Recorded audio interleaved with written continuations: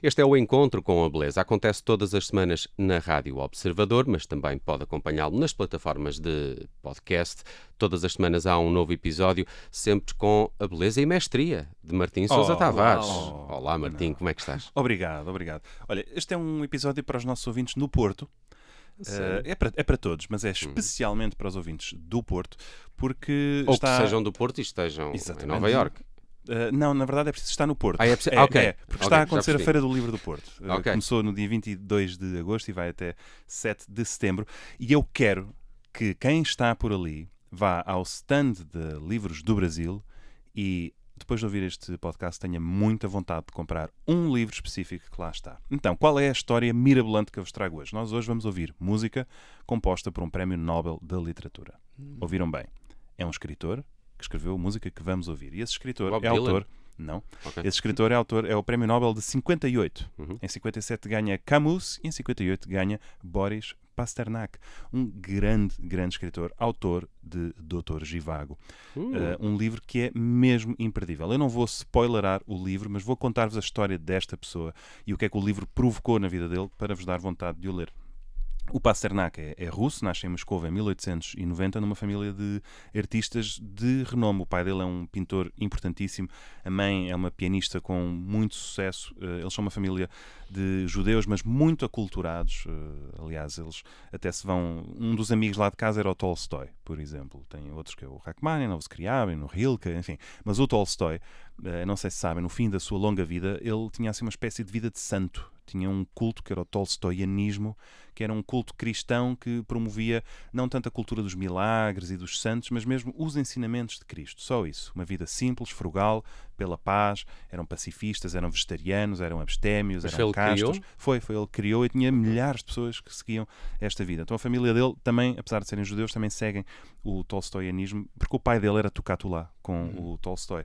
Ele vai a uma escola, de resto, ortodoxa, cristã ortodoxa na Ucrânia, depois vai para Moscovo estudar composição no conservatório. Ele cresce numa família muito musical, portanto para ele tocar piano devia ser uma coisa completamente natural, e depois interrompe os estudos de composição em Moscovo e vai para a Alemanha estudar filosofia. Portanto, como ele estudou composição, nós vamos ouvir uma música que é desse período.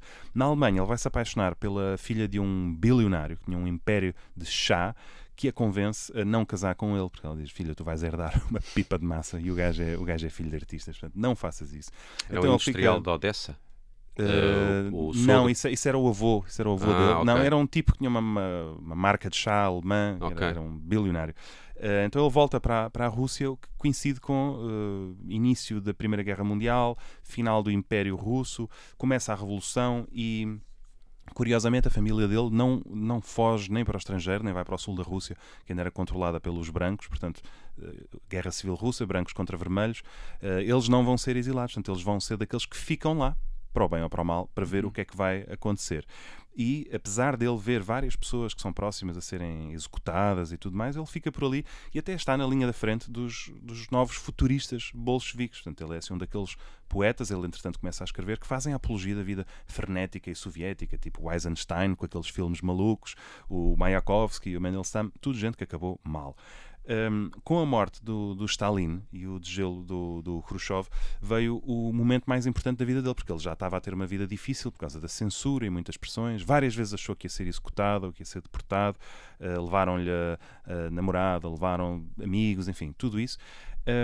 E na altura do degelo, não é? Quando o Khrushchev vem aliviar um bocadinho depois do stalinismo, há um jornalista comunista italiano que vai a Moscou à procura de novidades editoriais que possam agradar à imprensa no Ocidente.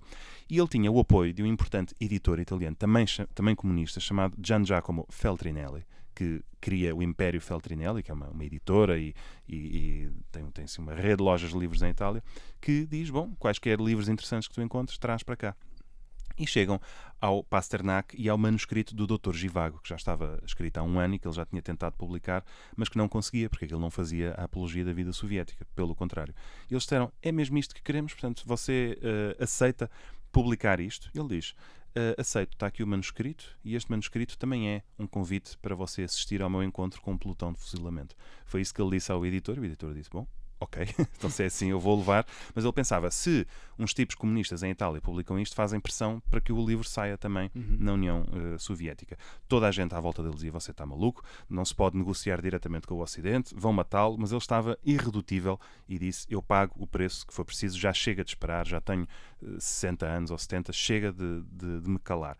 Assim que o livro sai em Itália, é um estrondo, causa uma pressão enorme no mundo inteiro, começa a ser traduzido em todas as línguas, passou 26 semanas seguidas em primeiro lugar na lista do New York Times, e ele teria ficado rico se recebesse os direitos. Claro que não recebia, porque a União Soviética não subscreveu a Convenção de Berna, mas o livro circulava na União Soviética de forma clandestina. Portanto, havia uma coisa engraçada que era, ninguém tinha lido, porque ninguém podia dizer que tinha lido, mas toda a gente condenava.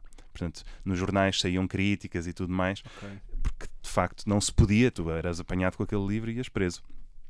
E a verdade é que o livro é publicado em 57, em 58 ele recebe o Prémio Nobel e o governo soviético avisa, se você for à Suécia buscar este Prémio Nobel, você não volta a entrar cá. E provavelmente nunca mais vai ver a sua família. Portanto, pense. Então, ele recusa o Prémio Nobel. Morreu passados 2 anos. Isto foi horrível para ele, porque ele foi atacadíssimo por ter um livro de sucesso no Ocidente e já estava diminuído por um cancro, e isto foi literalmente o fim do mundo.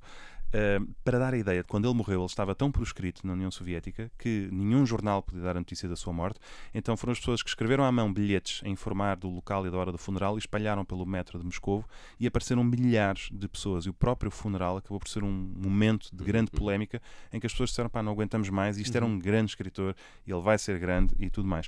O livro só foi publicado na Rússia em 88, portanto 30 anos depois desta história, e o filho só em 89 é que foi autorizado a ir à Suécia buscar o Prémio Nobel, porque eles disseram, você pode não vir aqui, mas nós vamos atribuí-lo na mesma. Portanto, o Nobel é seu. Por isso, deste homem incrível que escreveu o Dr. Zhivago, vamos ouvir um curto, mas tenso prelúdio para piano.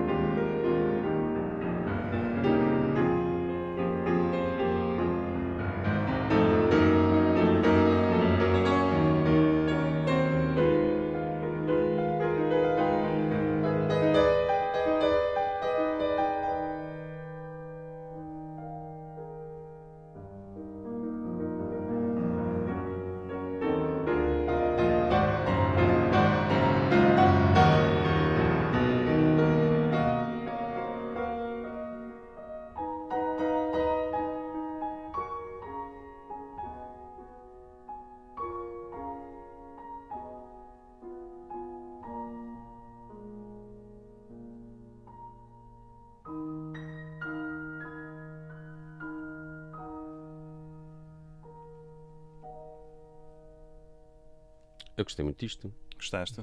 É tenso. É tenso. A vida deste homem foi muito tensa. Há uma história engraçada quando o Feltrinelli está a negociar com ele e o governo soviético mandou emissários à Itália para tentarem demovê-lo. Ele dizia, não, pelo contrário, este livro é excelente, eu vou publicá-lo. Então eles disseram, bom, não vamos matar o homem, não vamos conseguir convencê-lo, então vamos dizer ao Pasternak que tem que recusar, que afinal já não quer publicar o livro. Portanto, foram à casa dele e você vai enviar um telegrama para a Itália e vai dizer ao seu editor que retira o livro. Ele diz, sim senhor, vou fazer isso. Então consegue primeiro fazer chegar ao Feltrinelli uma nota que lhe diz, eu vou-lhe enviar um telegrama, mas você vai desconsiderar esse telegrama. Portanto, depois envia por fontes oficiais, o Feltrinelli pisca o olho e diz, está bem, abelha. Mais vezes o livro não sai. Ele tem um ar mesmo que associamos muito também ao Dr. Zhivago, tem assim um ar quase de vilão de James Bond também. Um bocadinho. A poeta Russana Akhmatova dizia que ele parece um cavalo árabe. Olha. De facto, se olharem para a cara dele, a fisionomia tem qualquer coisa de cavalo árabe. Sim. E podia ter nacionalidade portuguesa, não é? Sim, podia ser madeirense. Não, porque ela acho que tinha a família dele... sim, porque descendiam de sefarditas. Sefarditas, judeus. Bem, se fosse hoje, bastava ir ao Porto e subornava o rabino do Porto e tinha como 15 mil israelitas fizeram, como sabemos. Muito bem. Boris Pasternak, ficamos a conhecê-lo hoje no Encontro com a Beleza, com o Martim Sousa Tavares. Que grande vida entre a música e a literatura aqui contada. Para a semana, uma outra história que vale a pena e que é um autêntico encontro com a beleza. Esperemos que sim. Um abraço. Até lá. Martim. Até lá.